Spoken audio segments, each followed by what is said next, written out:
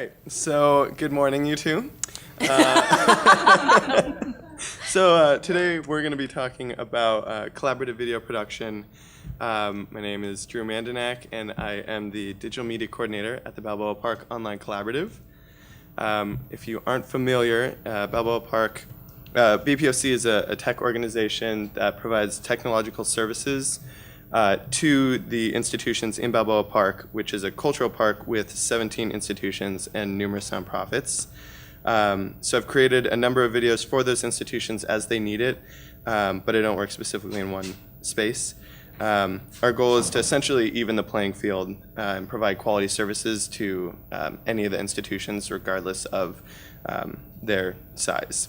So at the moment, I'm the sole videographer. We get intern help when we can, but people contact us to carry out their needs, which is everything from documentation of events to produce content, which includes both promotional and collaborative video. So I'm just going to do an overview of that, and then the rest of the panel we're going to look at different modes of collaborative production. So even though I'm here to talk about the benefits of collaborative production, I'm sure I thought there'd be a lot more people, so I thought there'd be a lot more fears about what that's like, but I know Allie is really into collaboration, and yeah, so anyway, school projects, horrors, anyway, it's not that bad. I think it's a valid fear though, but it's really not that bad. So the first type of collaborative video production is what we're calling external collaborative video. So again, multiple institutions coming together to create one video with one goal in mind. The first video that sparked all of this, the panel, and even got me thinking about collaborative video, were two videos that I made that featured 12 institutions in Balboa Park who promote their venues, or they use their venues for special events and weddings. And so from the outset, the event coordinators who were behind this and really wanting this wanted a video that would feature the park and let people know that Balboa Park is somewhere you can go if you're looking for special events. So everyone got their credit, but it wasn't necessarily about them, which I think is a really important point. Yeah, I'll get to that. So BPOC, we created, produced a video in the creative look based off of needs that were established early on. So stylistic choices and logo placement, fonts, things like that came later in the process, but really what we were trying to do of promoting the park was essential. So there was never any question of the direction the video was going to go. So when I say that there was no direct promotion of any one institution, it was really about the park. So we had generic shots of drinking, whether it was pouring mixed drinks or champagne or banquet rooms or happy couples. It wasn't about the Museum of Art or the Natural History Museum. It was about Balboa Park special events. And so at the very end, which we see here, we get the logos. At the end, you'd know who you could call, but that was not until the final last few seconds of the video. So again, it brought multiple institutions together to promote one goal, and it wasn't necessarily for the people who already knew about the Museum of Art or the Museum of Man or whatever institution. It was really for people who weren't familiar with the park, who were looking for somewhere special and somewhere different. And that was that main goal of really using it as a marketing tool in that way. A second video that I want to talk about is a series from an exhibit called Behold America, which was a collaborative exhibition featuring American works of art from the San Diego Museum of Art, Timken, and Museum of Contemporary Art in San Diego. And so the video series featured the three directors of each institution creating a uniform welcome to the exhibit, but also to the people coming into their specific spaces. And so while we did have to go through and confirm with each director on how they felt about the videos, it was ultimately produced by the Museum of Art, which was a little different in execution than the special event videos. So again, obviously it has their names on it. You see places, spaces, and all that, but the actual creative look, the titles, the coloring, came from our contact of working with the Museum of Art. Yes. Sorry, can I ask a question? Yeah. So, with the titles and everything, was that branded by the Museum of Art, like with their brand, or do you guys have more of a universal brand that you use for the park? Yeah. So we have both. Like for that particular these color schemes and things like that. I'm sure it was a group discussion from the 3 institutions, but in terms of just organization and communicating, we were working directly with the Museum of Art, and those are the themes that we chose. SDMA has their own logos, brands, and all that when we do videos for them is very particular, and we follow that form. But Balboa Park also has its own. So if I go back, this Balboa Park logo at the top, those colors. Your destination venue was a title that we created and kind of added it to the existing logo. And these are the first, I want to add, the special event videos were the first collaborative videos we did. So in terms of the text underneath the logo or things like that, we didn't have a set thing. And so that's why we have institutional logos kind of like that, with this fountain is right outside the Science Center. And so again, it became about the park rather than the institutions, but there isn't a set font for the park other than what's in the logo. So this is a slide, what can we learn from collaborative video and bringing people together. I think the first, and everyone asks about this, is lower budgets, right? The more people who pay to play, the lower the cost per institution. And this element is really key to the smaller institutions in the park. Lower budgets are helpful for everyone, but allowing people and institutions who wouldn't normally able to finance their own promotional video were able to hold their own against other institutions who probably could have if they wanted, but everyone came together and didn't necessarily have to feature themselves. So really that lowering those costs was beneficial for everyone. Help generating more content, same kind of thing. The smaller institutions, some of them just didn't have content. One person wanted to start featuring special events in their museum, but they hadn't done anything, so they didn't have any materials to give us. So the larger institutions, this was a great time to step up, and generic champagne shots or whatever, that doesn't matter, right? So like the model railroad, for example, they got to be in this in a way they wouldn't have if they had to specifically do all the content themselves. And one thing that I think is nice is for the larger institutions, it doesn't necessarily have their logo, but there's only one Air and Space Museum in the park. If you know this park, you also know this rotunda is a museum of art. So it's a nice little added benefit that if you have that material, you can, they were able to be featured in that way, and so they could use that as marketing material and say, look at our institution, we're here, we're doing this. So again, different elements helps everyone. Shared resources. For Behold America, the Timken and Museum of Contemporary Art did not have a video team. So SDMA, who works regularly with us, was able to bring video to the project.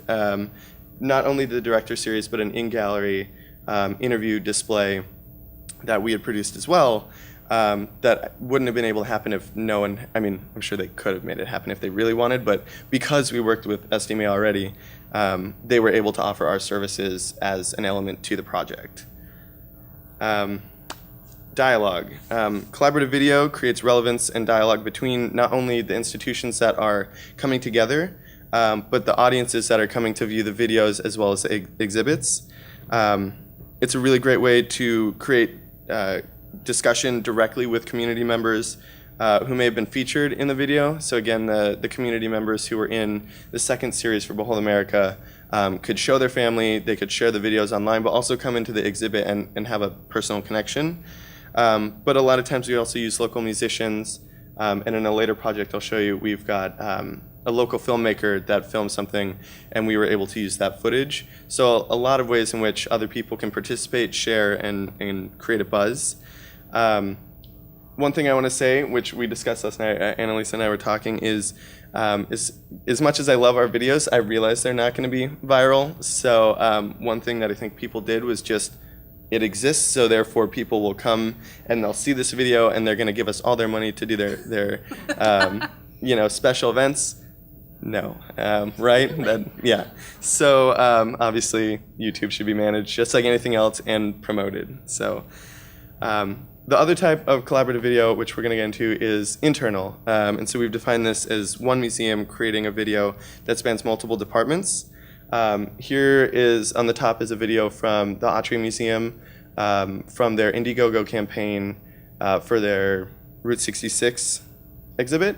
On the left, or I guess on your guys', your left, is the director, Rick West, asking for support for the project. And then on the right, we have Jeffrey Richardson, who is the curator for the exhibit, giving the main voiceover, but also some visuals on what to expect and things like that. So again, this was also brought in by and conceptualized by the marketing department.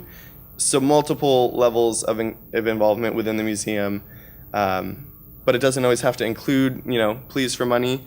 Below is a slide from the San Diego Museum of Art. They do these art stops that are 15-minute talks around lunchtime, put on by the Public Programs Department, but often feature educators and curators, as well as marketed through the museum website, things like that. So a lot of ways to diversify how these videos are being seen, as long as those discussions are being had within the institution. So what can we learn from an internal collaborative video?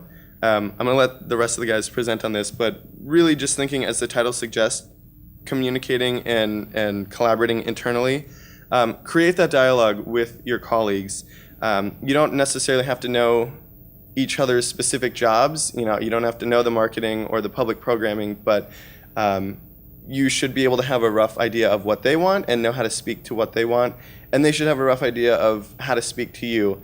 No, you can't always fix things in post, and they should realize that. And so the Museum of Art works with us the closest, and so their public programs manager, who works with us a lot, understands that when we're talking with them, and is very cautious in how we, everything from budget to how we're operating in post-production, and just managing expectations. So they're not doing the editing, obviously, but really just make sure that those things are clear and that questions can be asked.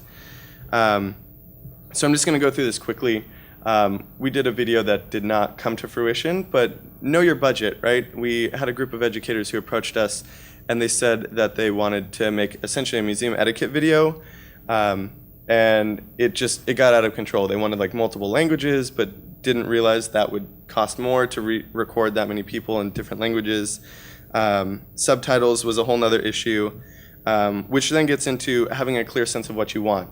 The only thing that they told us was that they wanted it to be light and funny, but didn't know if it would be screened in the museums, but if parents are going to see it or bring their kids, they should watch it. How do we do all that? So no real sense of audience other than everyone, which doesn't really happen. So, have an audience in mind and address that and manage those expectations, just so your video makes sense and is progressive. So it all boils down to your strategy and what you're trying to say and do with your video. Whether you have a digital strategy in your department or institution, create goals for your video, just so again it's directed and not just a general what everyone wants to see, because that doesn't really exist. And so before you can solve the problem in front of you, ask yourself, what is that problem and how is the video going to do it? And so that's why I put yes if it's what the project calls for. Video might not be the answer. Maybe it's an audio tour, maybe it's something completely different, but really see how this video, how collaborative video can enhance the project. Internal or external collaborative video rises the tide for all boats. So it's just, again, a good way to create an opportunity to reach and engage communities, as well as internally and coworkers inside the museum. So just see ways in which what the museum's already doing and ask how the video can reach new people in ways that aren't already being done. You don't need to do video just because it exists and you have the ability.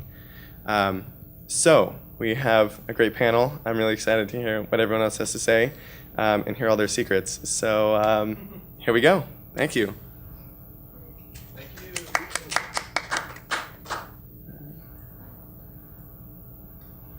All right, I'm gonna let you switch it to yours, but I'm just gonna let you like bring it up.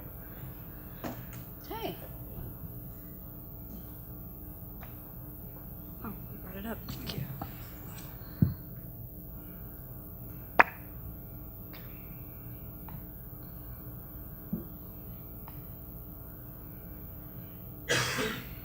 All right. So hi, my name is Megan Hancock, and I work at the Denison Museum, where we focus on teaching and learning. So the Denison Museum, just kind of a 101, is a small museum. We're a part of Denison University, which is a small private liberal arts school in central Ohio. We have approximately 9,500 objects, and we're primarily known for our Asian art collection. We have one of the largest collections of Burmese art outside of Burma, small fact.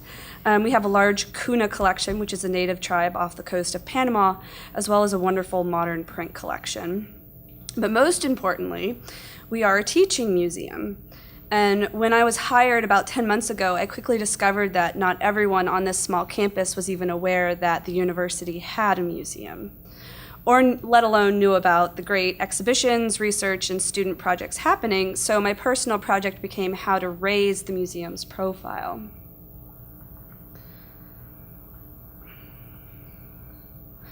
So teaching is at the core of everything we do, and video podcasting is just one of the many ways our undergraduate interns get hands-on training at the museum.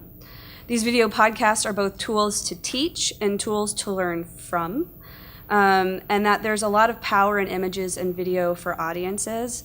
Humans on average process visuals 60,000 times faster than text. And so I began by focusing these videos primarily for our social media outlets, discovering and developing our audience both on and off campus. And what I noticed is that any photo we posted online with a student and faculty received higher views than other posts. But then when we tested videos, we received on average 20 times more views.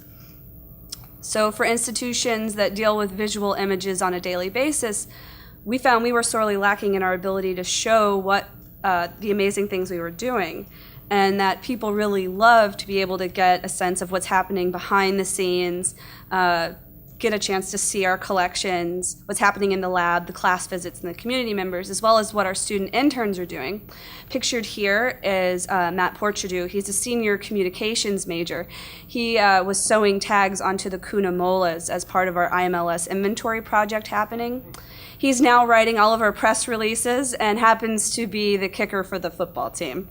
So it's just one of the many different ways we like to tell our stories, and this beautiful picture is now on AAMG's Facebook page as well. So how do we do this, especially when you have limited time and on a small staff? When I say small, I'm on a staff of 3.5.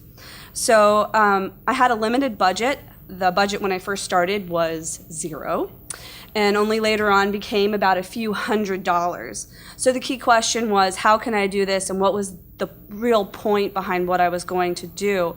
And for us, it was really focusing on the learning and teaching happening at the museum and getting the museum's name and student projects brought forward. So the budget, the video that you're watching right now was from our recent exhibition opening and was just done on an iPhone. So that's how we do that. So the training process is similar to our other internship programs. We're very highly hands-on. Our interns are from all majors: economics, biology, art history, psychology, anthropology, English, communications, and studio art, most never having worked in a museum before, to kind of give you some context. So initially I tried to hire students with some experience in film or editing. We do have a film program at the college, so trying to reach out to them so we could get this program going rather quickly. My goal was to kind of tweak the process as I went. And what I found is that once you have an established system, I can have the trained students becoming the new instructors and working with the newer students I was hiring on. And so over time, we've created a training process specifically for this video podcasting assistant position. So with a combination of lynda.com tutorials, which I love, to teach tech skills, which cover everything from photo and film 101 to lighting and editing, I don't have to limit my time to solely this project. As I mentioned, I have lots of other interns, as well as I have all my educational outreach, curatorial duties, and graphic design work to keep up with.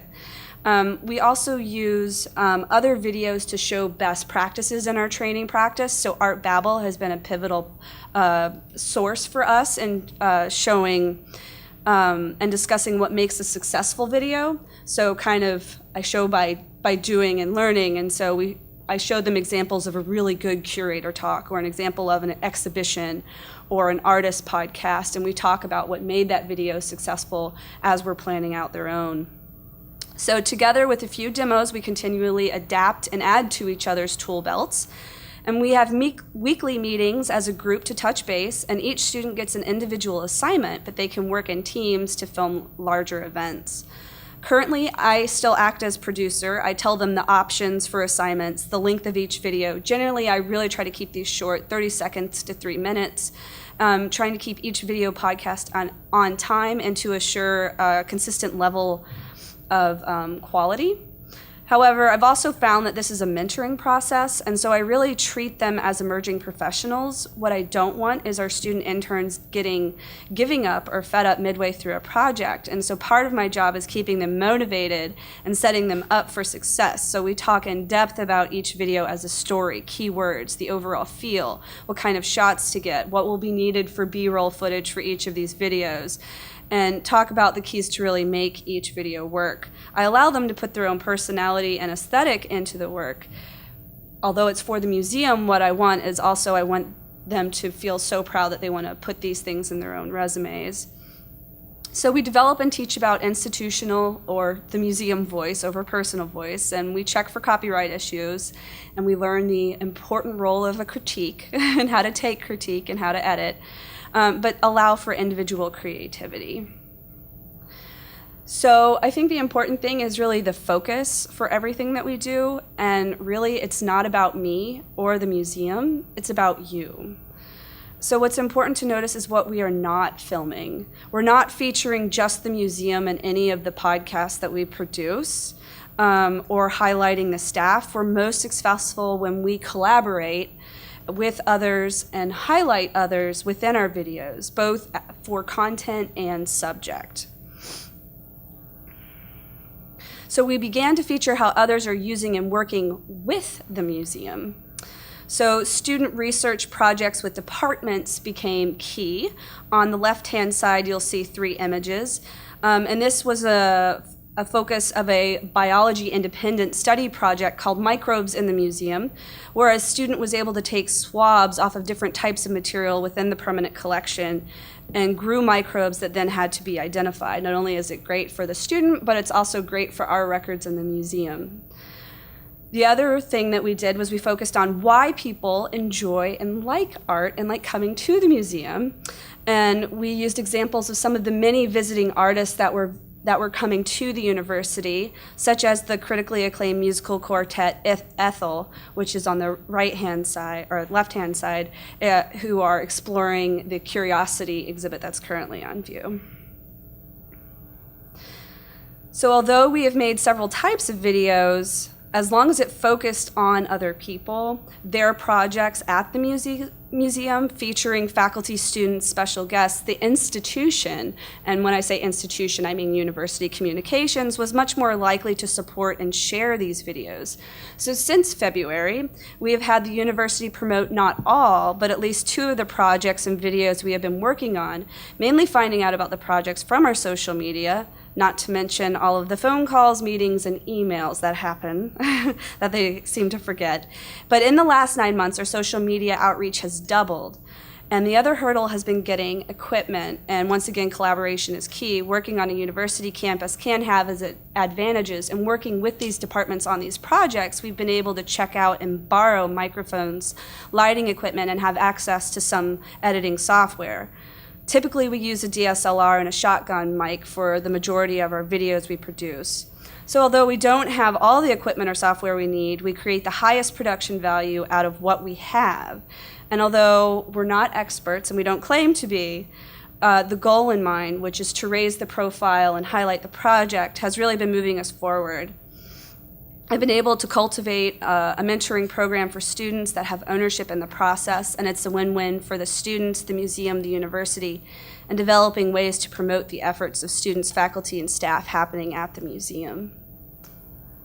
So if you're interested in receiving a copy of the video training manual that we've been developing at the museum, please feel free to contact me. And if you haven't already, please like the Denison Museum. Thank you.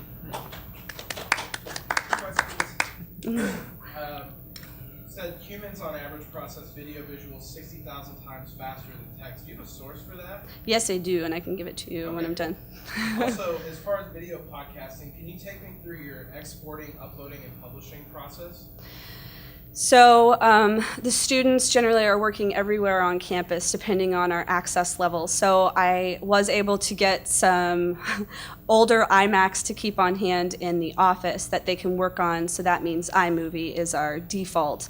But if students have access to some of the multimedia labs, then we can do things in different software. In terms of exporting and uploading, we started just uploading the videos directly to Facebook originally, and we've just recently started a YouTube channel, and we're testing that out, and it's kind of slowly growing.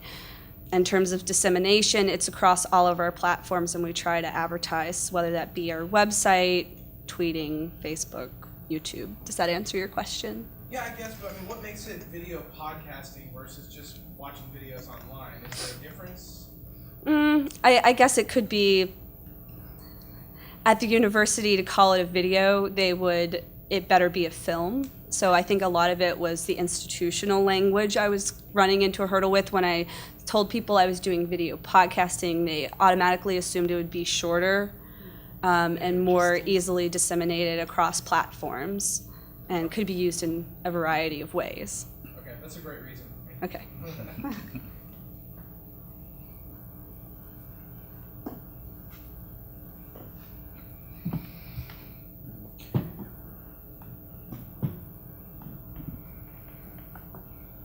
All right, I am Jesse Heinzen. I'm the Multimedia Director at the Minnesota Historical Society, and in contrast to Megan's organization, we are a very large organization in Minnesota. You think Historical Society is small, but we're actually, we operate 26 historic sites statewide. Our main building is the History Center in St. Paul. We also operate the Mill City Museum in Minneapolis and have about 715 employees across that network. So, in addition, a library, archives, state historic preservation office, a publication branch, et cetera, et cetera. So within that 715 are 6 people on the media staff, just dedicated to media production. And there's myself, I manage the group. We have a writer-producer. We have an exhibits media specialist who really focuses in on our exhibits media productions, and then another multimedia producer and 2 associate developers. So up until about 4 years ago, the focus of the media group really was on exhibitions. We weren't doing a whole lot outside of exhibits media, and in our exhibits we're doing everything from video kiosks to interactive experiences to large-scale immersive environments, and we continue to do that.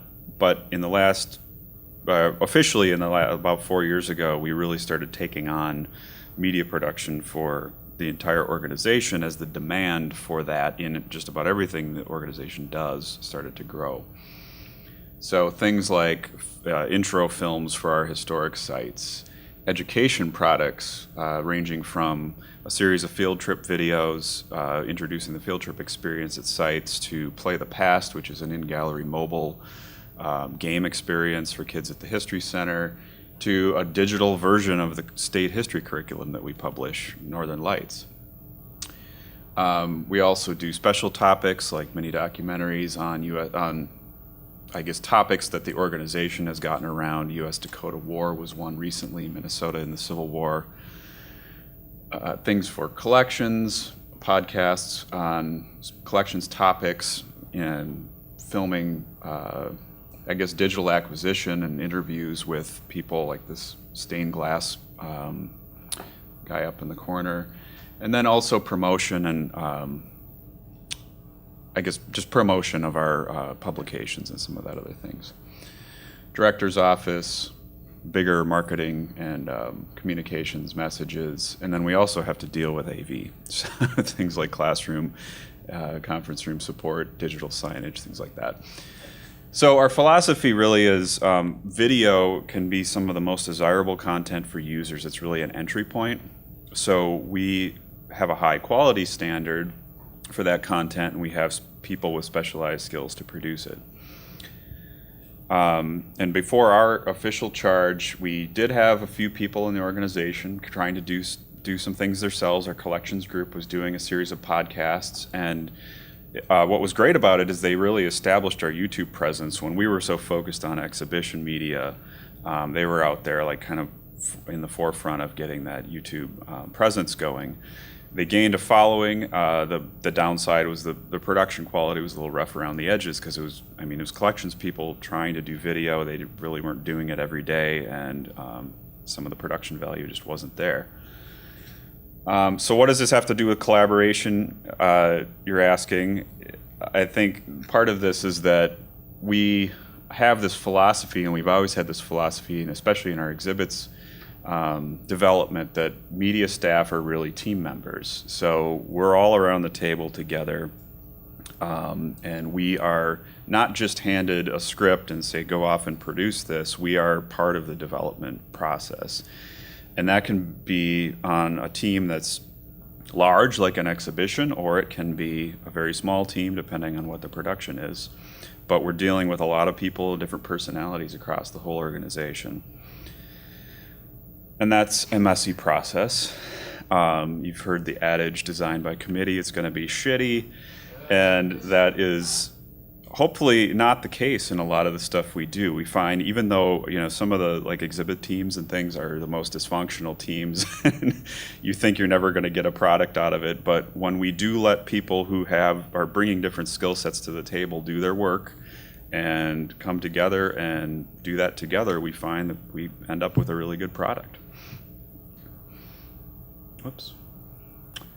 So with all of this work going on across the whole organization, we can't not collaborate. I mean, we're working with just about everyone across the institution, but we also can't do everything everybody wants us to do. We are still, even with 6 people, there's still way more demand than we can accomplish.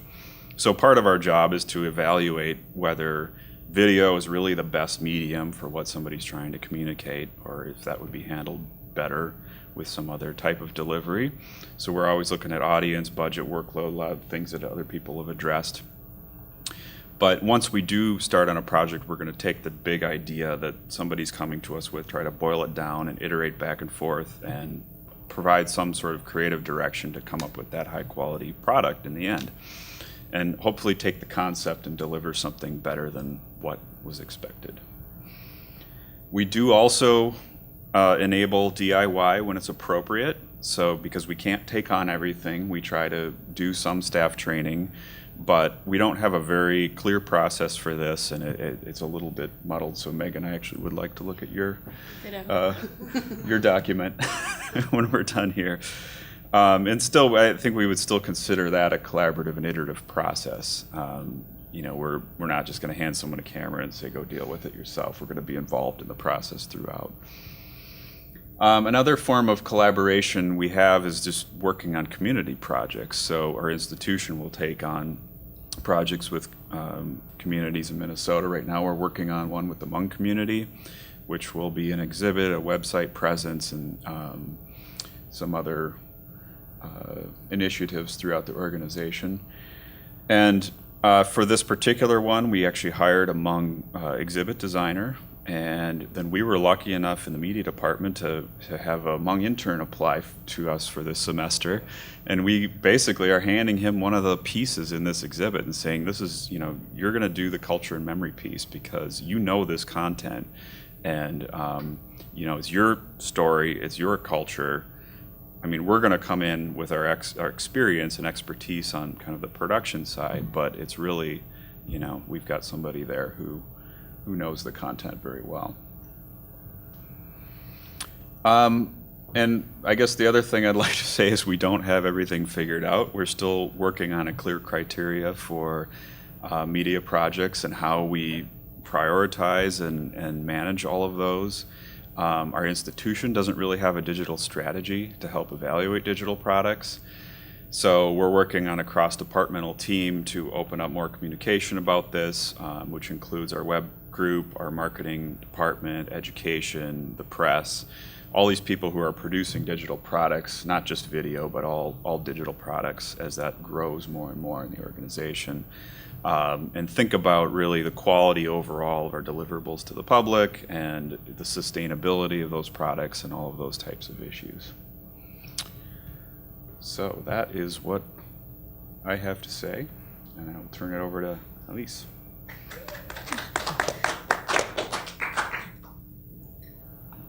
Here's queued up here.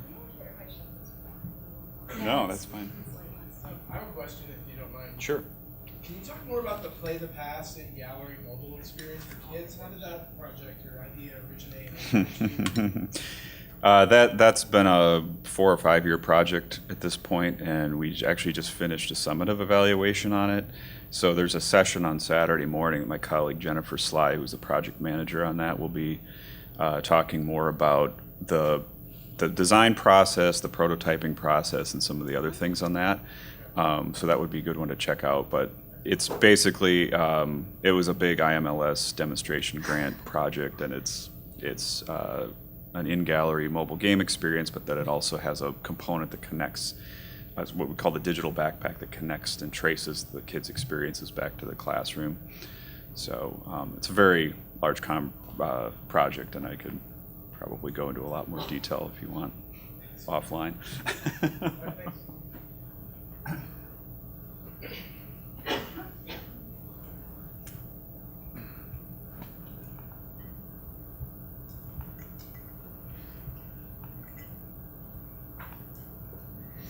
So I'm conscious of the fact that half the people in the audience actually work with me and know all this information. So would you like me to run through the presentation I've prepared, or should we just get straight to the gabbing? Should we do the speed read version of it? Okay. So doing collaborative video without going crazy, how do you do it? And how does this happen at the Getty? So here's the Getty Center, seen from the air. We're a very large organization. We have over 1,000 employees and over 100 departments. And we're actually not really one organization. We're something more like 6. We have 4 major programs, and also the Trust, which is the sort of central admin region for the Getty, and that's where I work, *. We also have an art publisher that's not pictured on this map. So often it feels like instead of working at one big campus, we're really sort of floating on our own little islands. And the way our video is produced often reflects that same kind of island mentality. So the Getty Museum is the largest part of the Getty, and it also has the largest video commitment in terms of resources. There's a dedicated media team, and also one wonderful person here in this very audience who is dedicated to video and digital media production. And then there are staff throughout the Getty that also are dedicated to video, but in a very small percentage of their overall jobs. So within my small team, until December 2013, we had a couple folks who did video occasionally, small informal projects, usually kind of social media oriented. And then there was a desire from senior management at the Getty to expand our use of video. And so all of a sudden, this team kind of started looking a little bit more like this. And we were given the explicit mandate to work with every area of the Getty and support video needs throughout the Getty. Sort of alluding to what Jesse said, a big organization and one video person is a real tall order, really tall. So how has this been going, and what have we been doing to figure this out? So it became obvious that we would need to really collaborate much more actively than we ever had before. Excuse me.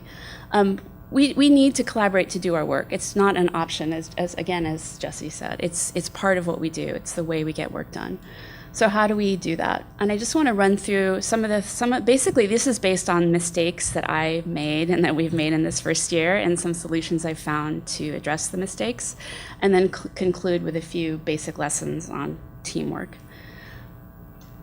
So one challenge is that video really isn't a thing. It's like saying text. Like, what does that mean? Are we talking about a tweet? Are we talking about a scholarly monograph? Like, it could be many, many things, and it is many things.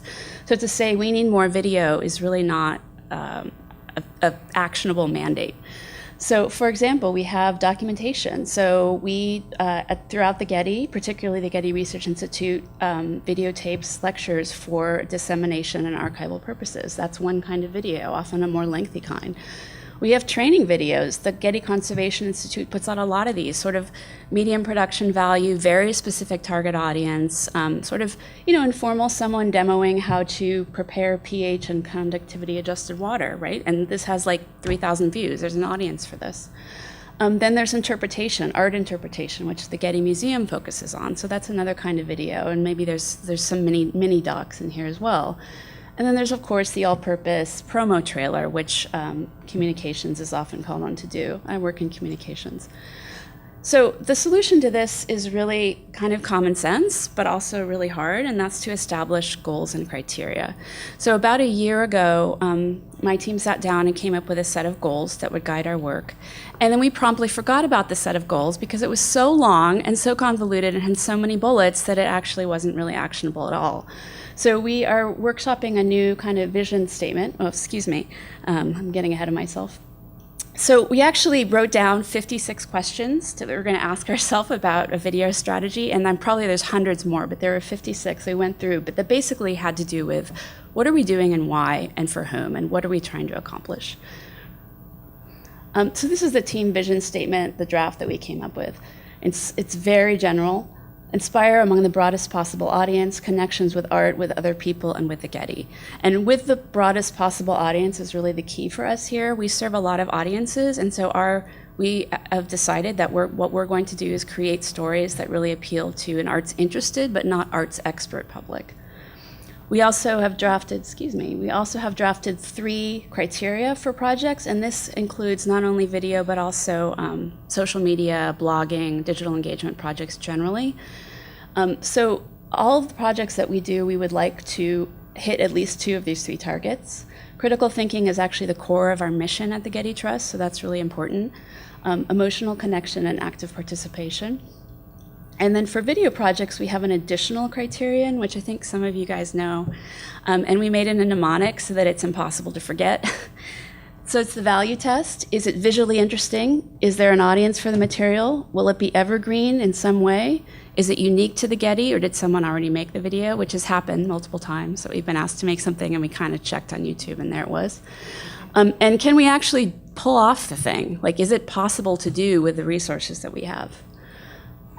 And this, obviously, criteria and goals are really important. Just as 2 examples, it helps us sort of rethink what we're already doing and decide whether the outcome that we're seeking is really served by the means that we're using. So as one example, working with the Getty Museum, we've been thinking through lecture videos, which don't get a lot of views for their audience, and thinking about, can we sort of deconstruct that into different components that would be the same amount of work but more effective for the goal. So for example, would an audio of the lecture on SoundCloud and maybe a wrap-up post on the blog and some documentation, perhaps a Q&A with the speaker that's 3 minutes long rather than 90, is that going to hit the goal a little bit better?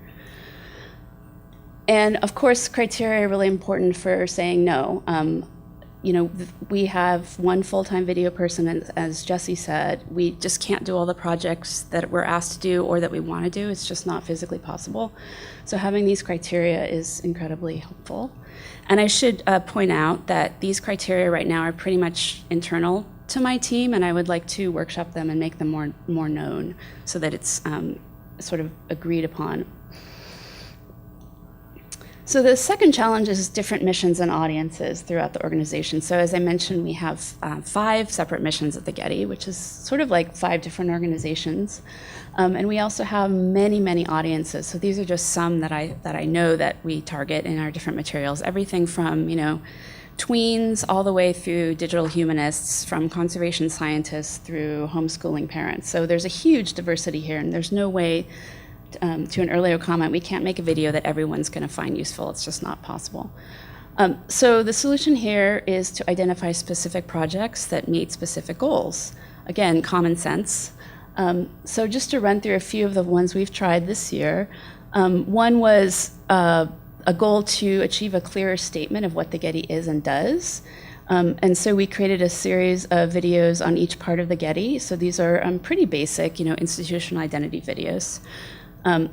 Then this is a great one. This is from the Getty Research Institute. We have 3 colleagues sitting right here. So we actually combined 2 completely disparate seeming goals. One was to extend digital access to the special collections, which are this amazing trove of 1 million objects of unique art historical value, with appealing to tweens and teens. And the concept that we came up with collectively was called Weird Objects. And the idea was to feature weird objects throughout the Getty Research Institute special collections. And we also worked with the museum's education department to come up with related materials. This project actually is on hold right now. I think the presentation might have promised that I would reveal some fails. I guess I would say this might be in the, I think we could just to say it's a fail. So I'm happy to, we can all talk about why it's a fail if you want to know more. But it was a great project, so not a fail. Good effort. A for effort. F for completion. Yeah. We still love it. But I should say, it is sort of dead, but if anyone wants to collaborate on this externally, I would love to hear from them. And then a second goal is the project we're working on now, which is to digitally extend this young adult book. We were essentially asked to make a book trailer, but what we decided to do was to try to come up with a content package that would include social media, K-12 materials, and a video that would be sort of fun, that could possibly serve for classroom use and be fun for teens. This one is actually supposed to come out in November, but for similar reasons to the last one, it got delayed, so it's not quite done yet. So the third and final challenge is a lack of video literacy among staff. And this is sort of ironic and funny, especially for art museums, where the whole staff is about analyzing and understanding visuals, but moving visuals are kind of a different thing. And YouTube is its whole own other ecosystem that is completely foreign to the average art historian. So this is a sort of working definition of video literacy. Basically, I mean it as understanding that video is visual first and understanding it as a craft. So what is actually required to make a video? So basically, it's how stories are told, the work and skill involved, and then how to critique a video. And I noticed this, I've found this to be a real challenge in our organization, is we have a draft, and the responses are sort of, they're not specific or helpful. I don't like it. Well, what part of it, why? Can you be more specific? So sort of helping our stakeholders understand how to react and what kind of feedback is helpful, I think, is a really interesting and long arc process. So how do you know if video literacy is your problem? Well, maybe you're getting a lot of ideas that are problematic, or maybe people are frustrated with you because video is taking too long. That would never, Picard is just such a hard ass when it comes to video. The first line's supposed to be how the... Yeah, it's true. I bastardized the meme. Or maybe you made what you were asked to make and no one liked it and you don't really understand why. Or maybe your videos have too much urine in them. This actually was made for me by a colleague in Getty Publications, our publisher. This is our meme of the year. So the solution to that is to basically fight. So educate upward, educate sideways. So treat videos like real work. If we expect to be treated seriously and have video taken seriously as work, we need to also treat it as real work with plans and schedules. And like Jesse said, being equal partners at the table when projects are developed. I probably can't see that.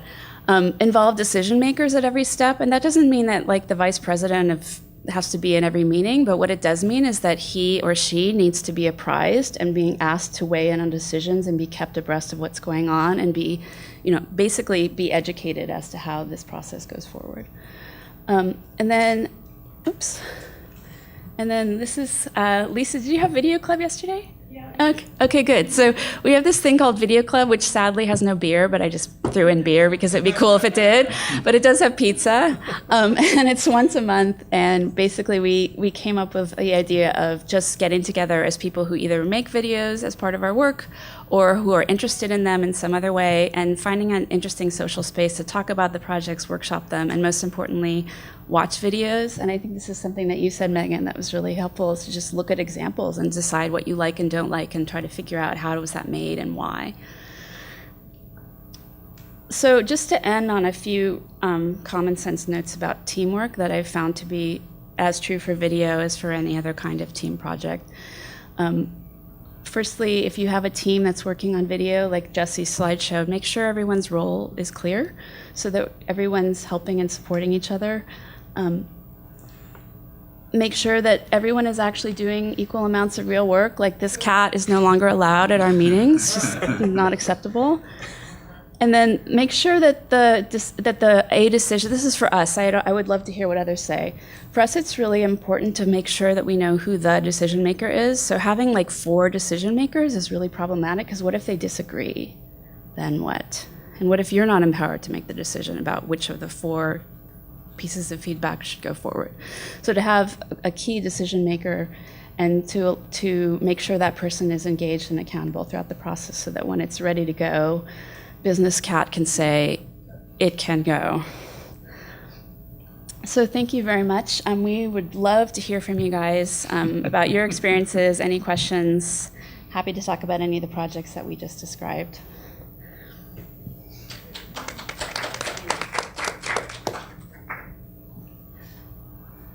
This is so formal. We're like sitting here at a table.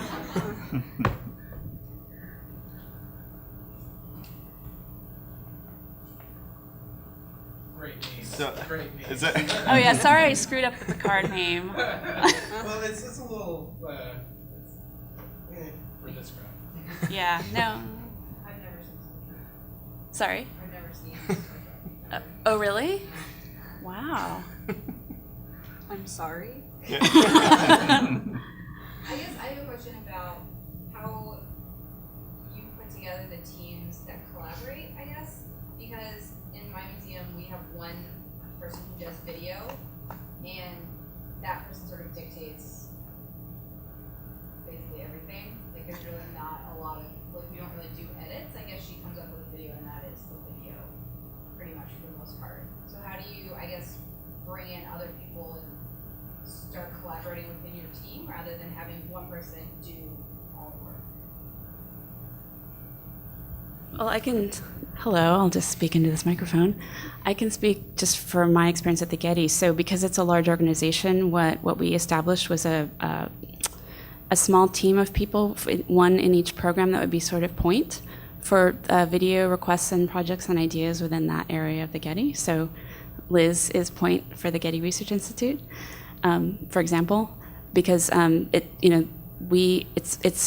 not only assists us, but it helps us, form collaborative relationships that are ongoing. Because I think one of the challenges is if you try to form a team with people who don't know each other, there's a lack of trust, and you just don't know each other the first time. And so just building that trust is I think, can be a big hurdle. So that's how we form the teams, based on that core and then working out. So, just to throw a question back to you, are you saying that your video person instigates all of the video as well? Or, are they are people coming to them and saying, I want I think a lot of it is them instigating it. Okay. I think it's hard because her role is very spread out. So while we do have a person dedicated to making videos, she also does like IT and setting up the auditorium for talks. So her time for videos is very restricted. So what gets made is often like a hierarchical sort of scale, like what is deemed most important, which I'm sure applies to a lot of things, but for us it's like super, like we maybe get 2 videos a year done that we request. If that makes sense. Yeah, I'm gonna tag on to that because it sounds similar. Like, so I have a manager and a director above me, and so I mean there's a little more discussion I think than just me choosing what videos, but it's more of a request base, right? Like we've actually started talking now about, well, why don't we have videos for BPOC, and that's something that, I mean there are a few, but we want more of that, and in the past it just hasn't been an option. Or I guess I should say, hasn't been an option because we've gotten other requests brought in that we're always kind of working on something, and oh sure, like we can just do that. And so I think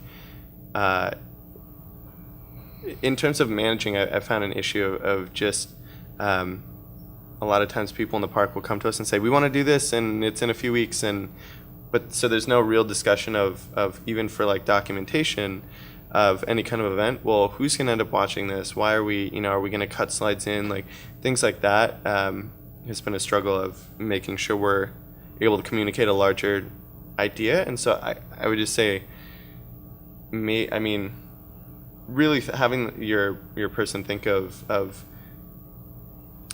the kind of videos like they're entering into, right? And so I mean, obviously, always easier said than done, but just thinking of like, how can you find that message going into it? Because that's, again, something that we're struggling with, is telling people, like, this is going to take time, and making sure the same language is established and they understand that it is going to take time afterwards. There's a whole production involved that's not just turn on the camera and throw it on YouTube. There's more to that. And so I think in terms of curating and getting to your own videos, if you're clear with other people and then figuring out maybe we won't do that, or maybe there's another way to do that that will be faster for editing, having gone through that, it would open up some options. It seems like it's really about establishing the criteria. Yeah. Yeah, what Why Annelisa you're- was saying is interesting. It's sort of like, I want a video. It's like, why not? I want text. I want a Flickr Yeah. photo album. So Right. there's a sense of people wanting video. That's like a distribution platform. It's a technical Right. tool, but why that? Or Right. something else?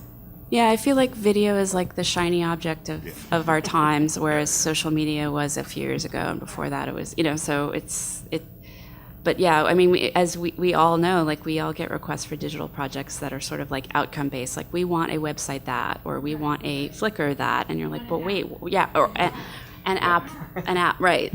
Actually, yeah, app is the 2014, 2013 video, so 2012, but yeah. One of the sayings we have is, we don't do video for video's sake.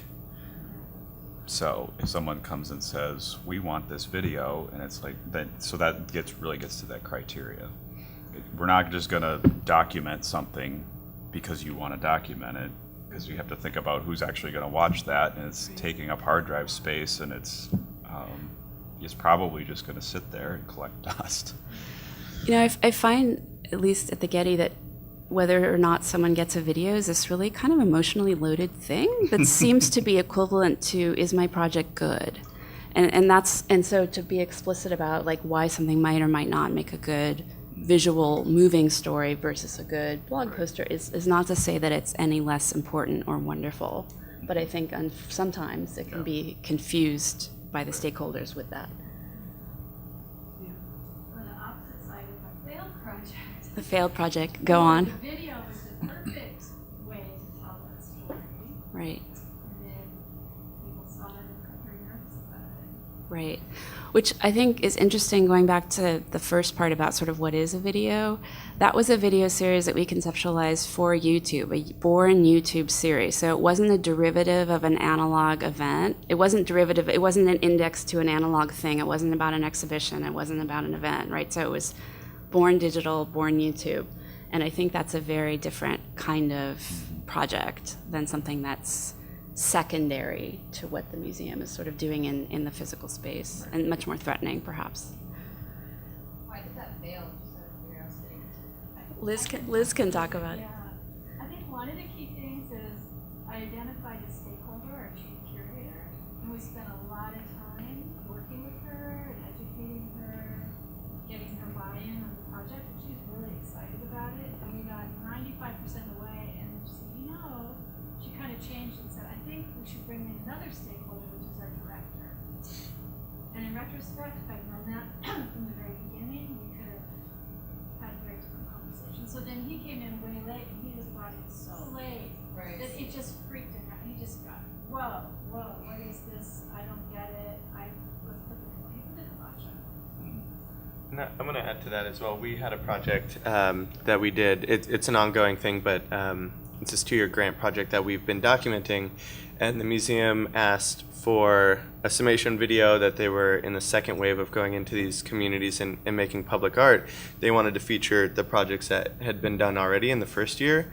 And so really making sure you have that dialogue of what's wanted, because I had been working, just like you said, with one person, the project coordinator, and she brought in her director, and the director said, oh, that's cool, but like I want something else.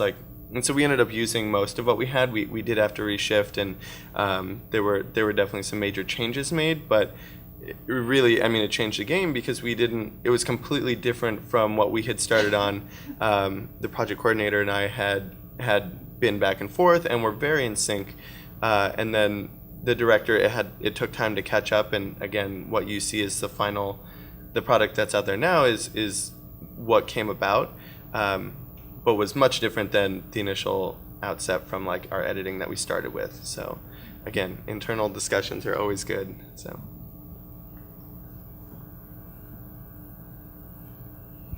We would love to hear more about any projects you guys have. We're in between projects at the Getty with the GRI. Tina.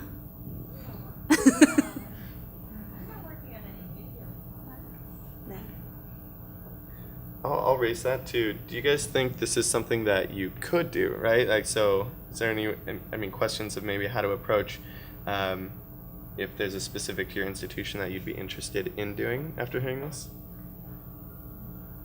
I liked hearing about the Balboa Park, like showcasing the park and not an institution, because we're trying to start, we're calling it Austin's Cultural Campus. So it's the Blanton and then like 5 other institutions, and a lot on the university, but some outside of it. And we're trying to promote that as sort of a cultural destination for the city, and it is not caught on at all, like nobody cares. So I like the idea of showcasing that, like a section rather than a specific institution, because what we're all doing is showcasing the institution, like a collaborative blog where everybody posts their institution's thing. So it was really interesting hearing about how it's you step away from that focus and widen it a little bit, and I think that could probably work for us. There's definitely, we talked a little bit about this yesterday, but there's definitely a struggle of like, oh, well, if they're not going to be promoted, I'm okay with that. We can, if it's even, that's fine, but there's also been the reverse attitude of, well, I'm not specifically promoted, so I'm not going to share the video, which makes no sense. But, and that is, I think, our biggest struggle, at least at this moving forward, is with the etiquette video that didn't come about. Everyone was like, well, what about the special event videos? Like, they don't have millions of viewers. I was like, well, that makes no sense. But, like, to look at that and say that, the issue is that some of the institutions just weren't marketing it. Whereas others, the people who were, have come to me and said that they have noticeably increased their sales on their events, because they've incorporated the video into their initial pitch. So the fact that it doesn't, it works, right? Like, just because it's not this place or that place. So, right, collaborative video does work because it had that clear goal, but there's definitely a resistance in a way that I don't understand why completely at this point. And so, you have to know that it can be tough, and like, you have to be the warrior to just, be the champion for that video, but also for like the larger collaborative efforts. Yeah, which is I think what we're all kind of discussing here. And I mean, I know we all face different battles in different ways, but at the end of the day, it's kind of getting things out and our message, and yeah. Yeah, it's interesting, even working on a university campus, we're treated as a satellite operation, and even though there's university communications, what they choose to promote with what we're doing can be very haphazard. I mean, I can send them press releases, photographs, schedule meetings, give them the exact dates and times, but until I'm just handing them the information, it's only been very recently that they've been kind of receiving and starting to understand, oh, it's not just some pretty pictures, but our students are gaining real world experience, or, oh, this faculty member's doing this research project, oh, well then. Yeah. So it's been interesting and learning how to communicate even with them and what's going to work to get them to promote it, because the university's audience is tenfold what I currently have, and so if I can get them to pick up on one thing. Yeah. You guys have kind of touched on this a little bit, but I'll set up my question. Collaboration and silos. It doesn't have to be video, but you guys are talking about it. So I'm from an outside consulting firm, but I often see big institutions in all these silos. The big monkey bucks pretend to have breakdown silos. They go to that monthly meeting or whatever, and then the next tier down is all the decision makers that are heavily siloed.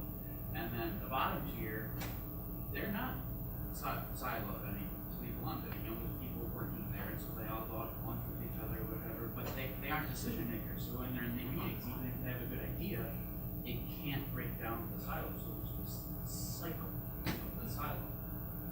And your pizza, video get together is a perfect way of breaking that down.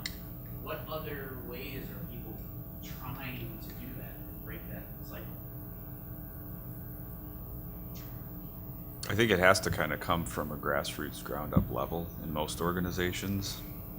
Because if you don't, I mean, I don't know, speaking for my own organization, I would say that our senior level leadership is also pretty dysfunctional.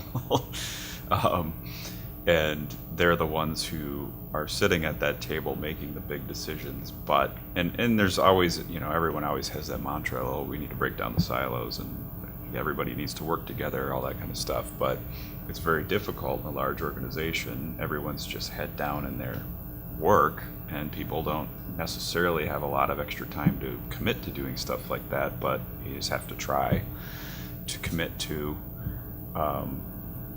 reaching out, collaborating with people. So when you have those young people who are actually Right. breaking down silos, why do you not get them to become middlemen in silos? Well, I don't know. Hopefully that that mentality would carry through as they move up. But One way to get people talking is to figure out what someone in another silo could get out of the project. So it's not just doing it for the good of the organization, but like what are they really concerned about? Like some departments are concerned about being relevant. So maybe video sounds really cool and relevant, so they want it all in. I mean, it's just kind of figuring out why underneath the surface reason why somebody might really want to do it. Then they can get excited about it. Otherwise, it's just another thing on the list to do without the reason. Right. A lot of it has been strategically talking with various departments, not just university communications, but faculty across campus, asking what it is they're already doing. And then, oh, well, we have an exhibition that ties into this theme. So if you're already doing a lecture on this, could you come down and do a 20-minute brown bag gallery talk on this theme that just happens to match up? And then when we make a video on that, of course, the department's very interested because it's promoting the faculty member who's coming out with a book. And then, of course, university communications is suddenly turning their head. Plus, it's done by a student, more importantly. It's not done by me. It's being done by a graduating senior, and that makes it more exciting. So I was just going to say, I think if you can demonstrate too that the collaborative product is better than the non-collaborative product, I mean, you have to, because to your point, Allie, about sort of not having time, I mean, if I was that video person, I'd probably like hide in a closet and make sure no one knew I existed so that I could get my 2 videos a year done, But like collaboration is based on communication, which is time consuming and hard. And so the result has to be better. And if it's not better, that calls it into question. So demonstrating value. Yes. So going with that, I just think that a lot of times I've seen where if you, not that you have to directly say, but if you can kind of present to them why, rather than expecting people to say, oh, collaborative video is what I need, if you can kind of show them why and say why it relates to them, that's going to help. Because a lot of times people, again, goes back to literacy, don't understand how they can fit into video, other than just being in front of the camera or something like that. That if they have an understanding of what the video is, how it's going to function, all of those things, and how they can fit into it as an educator, as a curator, as even just the exhibition team, like whoever that is, if it can be presented in a way that you explain this is helpful to them, and then let them carry that forward, and expand it, I think that's really helped us, is just how we're communicating and explaining not only the video, but this is for the park, this is for all the institutions, things like that, that really, again, the direction of the video is clear, so they don't have to worry about that. They can think of, is this right for me, and how do we collaborate together?